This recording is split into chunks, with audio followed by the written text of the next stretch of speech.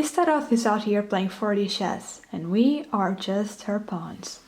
Before we start, I need to tell you that this video is kind of a continuation of my previous one, which I'll link to in the cards.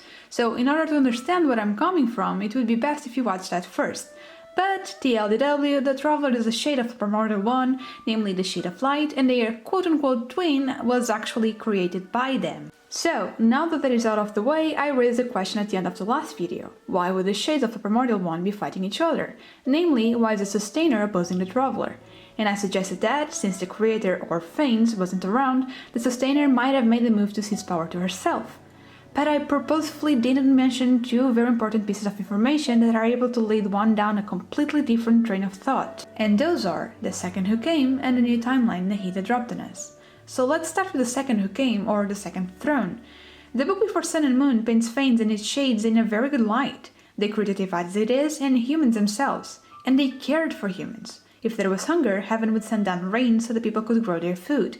If they lived in poverty, the earth would reveal its riches. Humans were loved.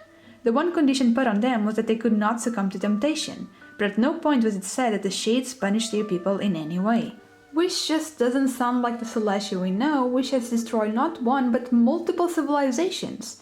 And yes, the shades could have just grown tired of seeing their creation go down the wrong path again and again, and thus decided to use some tough love. The problem is that 3 of the 4 shades just disappeared the moment the Second Throne arrived in Tivat and war broke out once more. Istaroth kept on answering the calls of the people of Enkanomiya, but what about the rest of the gods?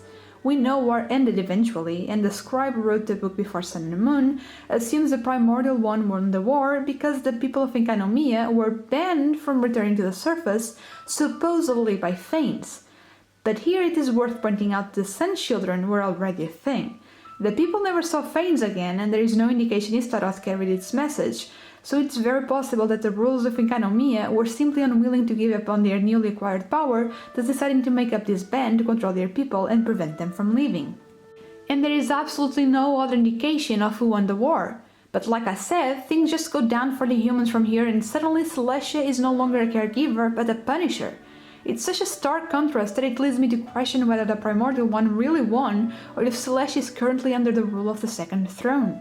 And who would that be? Yep, the Sustainer. Even the Archons are wary of her, to the point where Nahida threatened to destroy the Noses, and the mere off chance that would get the Sustainer's attention was enough to give Dottore pause, so even the Tsaritsa may fear her. So assuming for a moment that the Sustainer is the Second Throne and currently in charge of Celestia, what happened to the 4 shades? We know gods can die, but not without repercussions. Think Havri's death. But we also know that the gods who reside in Tivat are subject to the authority of Celestia and thus very likely are weaker than them. So maybe the shades are truly immortal. And here I want to point out just a little something that caught my attention. During the Sumeru Archon quest, Nebia, a young fortune teller, offers to divine the traveler's prospects in love or health. And if you pick health, she claims the traveler will live for many tens of thousands of years. Zhongli is known to be the oldest of the gods of Tivat, not Celestia, and we know is around 6,000 years old. We also know that if you live for long enough, erosion will get to you. So tens of thousands of years just doesn't sound like a realistic lifespan for these gods. But when Nebia says this, Paimon just goes, yeah, sounds about right.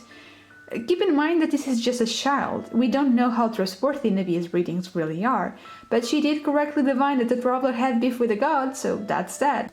Anyway, it's something to consider, because if the shades and the thrones are truly immortal in the true sense of the word, 1, that would explain why the Sustainer didn't simply kill the twins at the beginning of the game, and 2, it would mean that all of the 4 shades are still alive, just restrained, sealed, or incapacitated in some way. An implication of this is that there are actually more than 4 descenders, which could easily be true since all we know about the descenders comes from the Fatui, and the Fatui, though they may have a huge intelligence network, aren't exactly all-knowing. So if these shades have been somehow off the radar for thousands and thousands of years, then they may not have a way to know that they even exist. So if that holds up, then technically the war isn't truly over, it's just on standby, or maybe very much ongoing, right under our noses. And this is where we need to discuss the headache that is the timeline since the beginning of the game up until now. You see, up until recently, I always believed the timeline to have gone something like this. The twins arrive in Tevat, the shooting stars.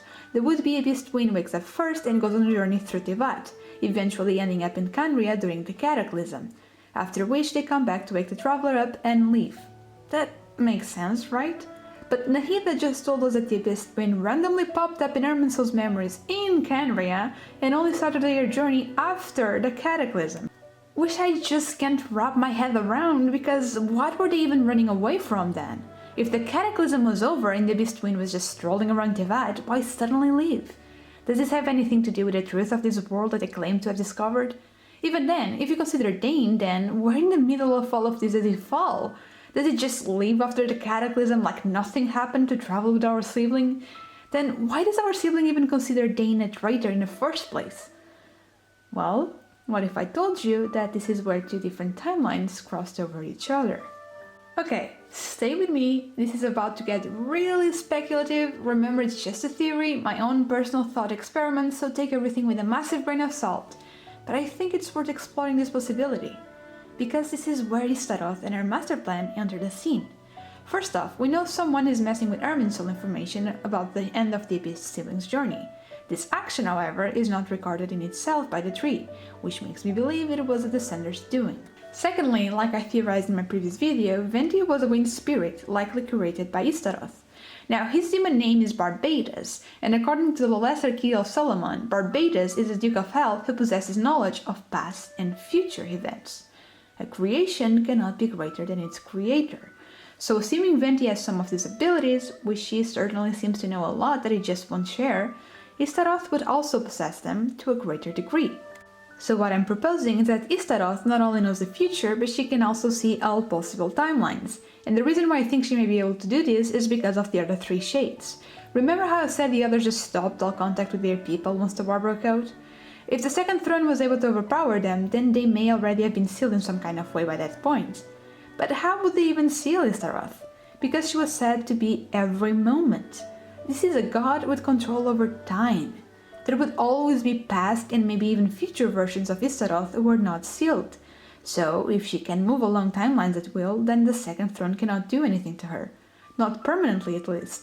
She may not have the power needed to beat the Sustainer alone, after all she herself is just a shade of a throne, but she can move along her pawns so that they are in the right place at the right time to create a cascade of events that leads to her desired timeline. Have you ever noticed that the Traveler just seems to have woken up in a very action-packed era? They reach Mondstadt just as Dvalin has been corrupted. They get to Liyue just as Zhongli decides to stage his death.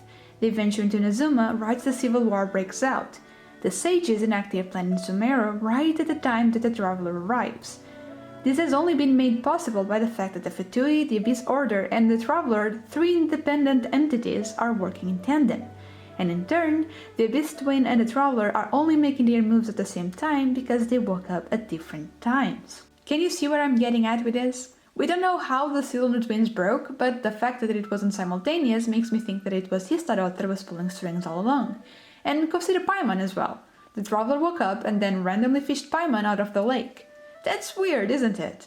A lot of people have been theorizing that Paimon is a god of time because, well, she freezes time when you open your menu. But rather than being Istaroth herself, she might be one of her creations, like Venti. After all, Paimon was also affected by the changes in Irminsul, meaning she belongs to Tevat despite no one seeming to know what she is.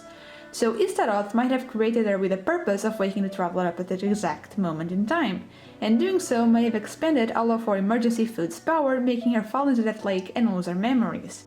As for our sibling poofing into existence in Canria, that might also have been Istaroth essentially cropping a portion of a timeline and then just copying it and pasting it into another one to lead to her desired outcome. That also would explain why the Traveler's memories are so different. Both paths might have been entirely real, except they might have happened in different timelines. How and why, I don't know, but it might have been needed to kickstart the Abyss Order. And here's the thing, Istaroth would want the Abyss Order to exist, just like the Fatui. Because what do these two factions have in common with the Traveler? The desire to get back at Celestia. So Istaroth might be arranging everything so that she will get back up in her war against the Sustainer. But what do you think? Like I said, this is highly speculative and I have no concrete proof of anything. But Istaroth was the only shade mentioned by name other than Fanes, and that feels very intentional to me. So, is Istaroth pulling her strings from behind the stage? And what do you think about this new timeline for our sibling? If you have different theories, please let me know. I love reading your different points of view. Thank you for watching. My name is Blue and I'll see you again soon. Safe journey, travelers!